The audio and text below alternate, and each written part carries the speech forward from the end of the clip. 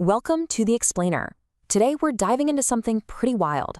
What happens when the incredible speed of AI-generated code meets the harsh reality of production, and how it can create a totally new kind of engineering disaster? So, picture this. A team launches a brand new application. They built the whole thing in just 4 days, pretty much entirely by just talking to an AI coding assistant. They're on top of the world, thinking they've just created a startup-ready system at unbelievable speed. But just hours after going live, it all implodes. Authentication just breaks. Secret API keys are found hard-coded right there in the front-end code for anyone to see. And, yep, attackers are already starting to bypass the authorization checks. It's a total meltdown. So, how does this even happen? How does a system that looked perfect in testing fail so badly in the real world? Well, this disaster introduces us to the main topic today, the hidden danger of what people are calling AI vibe coding, and why systems completely collapse when nobody on the team actually understands the architecture.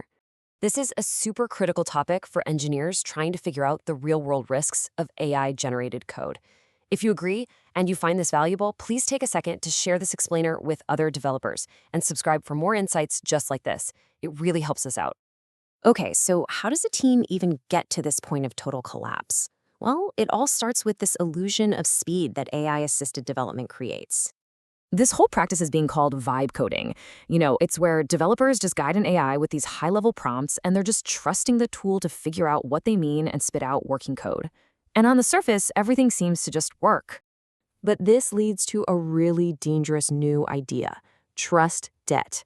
Think of it like a new kind of technical debt, and it builds up when teams just accept AI-generated code without ever stopping to validate how it actually works. They're putting all their trust in the machine, but that trust, it's a liability just waiting to blow up. And the data? It's starting to sound a serious alarm. One major study looked at over 100,000 C programs generated by an AI and found that more than half of them, over 50%, had at least one security flaw.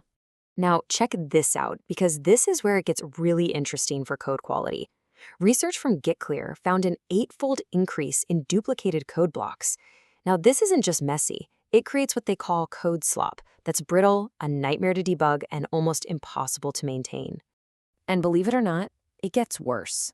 We're seeing a shocking 153% jump in architectural design flaws, a 7.2% drop in how stable our deliveries are. And get this, 92% of engineering leaders say their teams are now spending more time debugging all this new, low-quality code. So that promise of speed, it's turning into a reality of slow, painful fixes.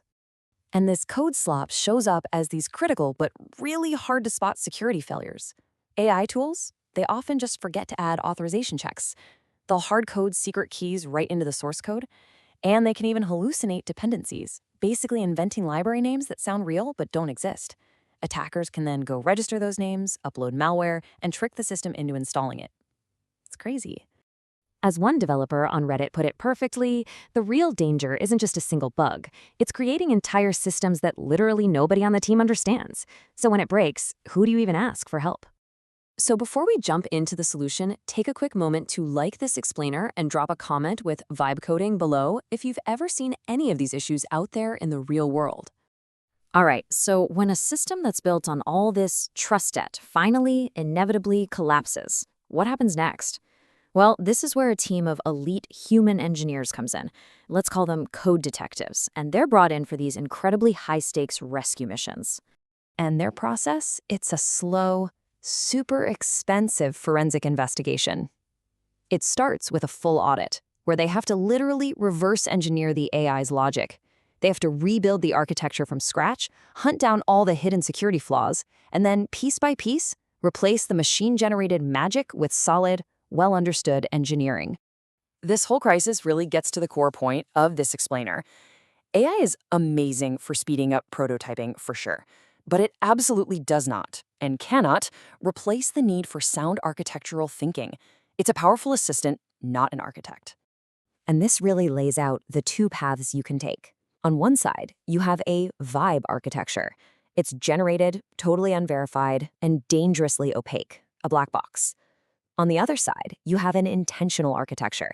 It's designed, it's validated, it's resilient, Why? Because it's actually understood by the human beings who built it. There's a great insight from Inclusion Cloud that just nails it. AI simply amplifies your team's existing habits. It doesn't magically fix bad practices. If you build carelessly, AI just helps you build carelessly, but way, way faster. Now, the solution isn't to just throw these incredible tools away. No way. It's to build what you could call a vibe, then verify culture. Use AI for speed, absolutely, but you have to make sure that human developers have the final say and responsibility for the system's reliability, security, and architecture. So what does this vibe then verify idea actually look like? Well, it points us all toward a much more disciplined future for how we build software. The main message here is crystal clear. Vibe coding is fantastic for prototypes, for getting ideas off the ground, but production-grade systems, the ones your users and your entire business depend on, they demand human-led engineering discipline. So, we'll leave you with this final thought. The real question isn't if we should use AI, it's how we stay in control. How do we make sure that the systems we're building aren't just fast, but are fundamentally sound, secure, and actually understood?